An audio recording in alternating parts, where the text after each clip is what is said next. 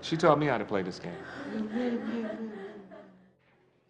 Nursing services are provided in the Greenhouse home just like they are in any skilled nursing setting.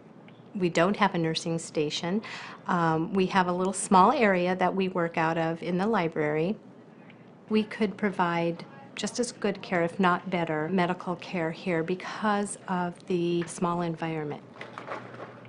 And we're interacting with them all throughout the time that we're here. And so we notice things. We notice if there's one little thing, if they've got a sniffle, we notice that. We know them so well. Hi. It's kind of a holism. It's a holistic approach. Very good. You're a perfect specimen here. And that is what we're doing here, really, as nurses. And that's why the elders here are thriving so well.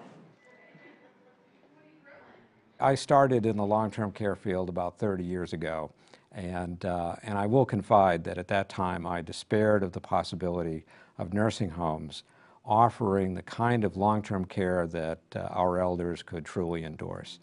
And I'm gratified to see in the Greenhouse model a vehicle that can bring individualized personal care to the forefront. Such individualized personal care, I think, is the best long-term care and, in fact, the best medical care. I think one of the things that is really meaningful to me and to be on this journey of Greenhouse and Greenhouse replication is the fact that there is a model. There is a model that all are really charged with upholding, and that there is the infrastructure to provide the training and the education. One of the misconceptions that I've heard from others in the field about greenhouses is that because of the size, that it cannot be financially viable. Serving 10 elders in a small environment, how can that really work? Well, it does work, and it's been demonstrated, not only in our organization, but growing organizations around the country, that it can work. It can be financially viable, and clearly the quality of life, is just superb. So what did you do when you were younger? Do you want a drink of your apricot nectar? I'd like that. Here. The transition I've seen just in the elders from coming over from the traditional nursing home to here has been phenomenal. I've seen weight gain. I've seen residents on puree diets who've been on puree for years come off of it and start eating regular textures.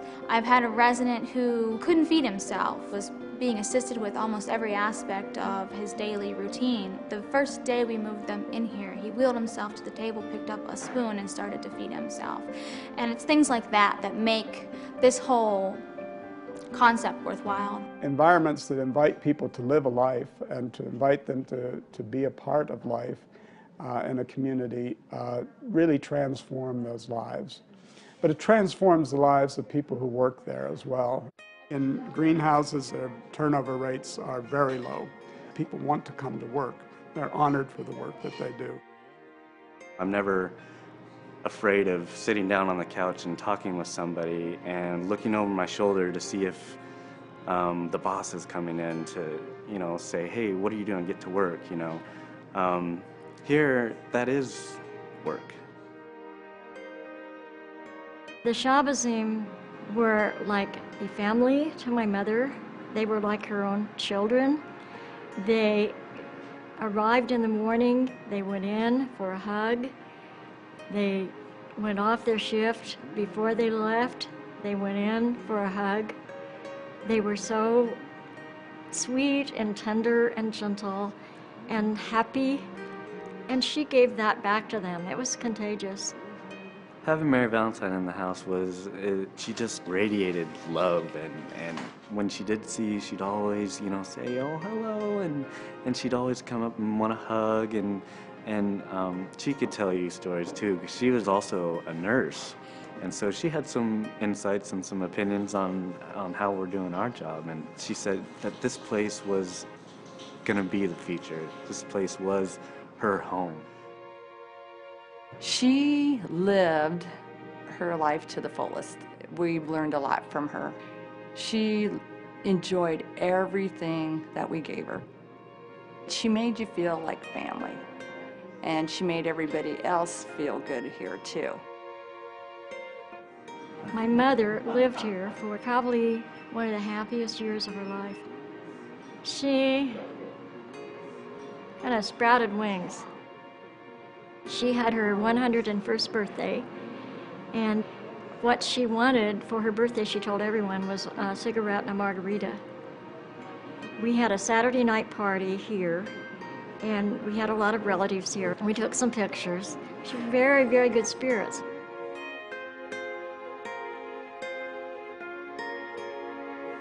When she died, one of the hardest things was the grieving of the Shabazim and the nurses. We didn't expect that. We got really attached to her, and she really, really, really loved Tupac, my dog.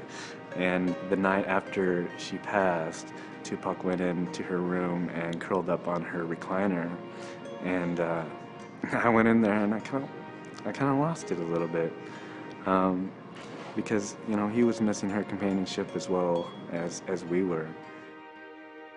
We shared our sadness, we've shared joy, we've shared celebration, we've shared all of the life cycle special moments, and it happens here. Our family believe that people living here, it extends their life. I do not think she would have lived a whole nother year had she not moved over here. And I really I appreciate that a lot. There you are. From day one, I loved it. It took a lot to get used to just because it's new, but now I wouldn't trade it for the world. It's the best job. It is. It's the best job in the world. I think it's a total honor to take care of the elders because of the fact that they have lived their lives. And what an awesome place to be able to relate to the elders that comes in that door and we know is near the end of their journey. And to me, every day is precious, every day. If somebody said to me, what's the biggest thing that's different about the greenhouse? I would say the biggest thing that's different is that in the greenhouse, love matters. When I think about accomplishments in my profession, there's no question. This is the one that I'm proud of. This is one time where you can say, life got better because we did this.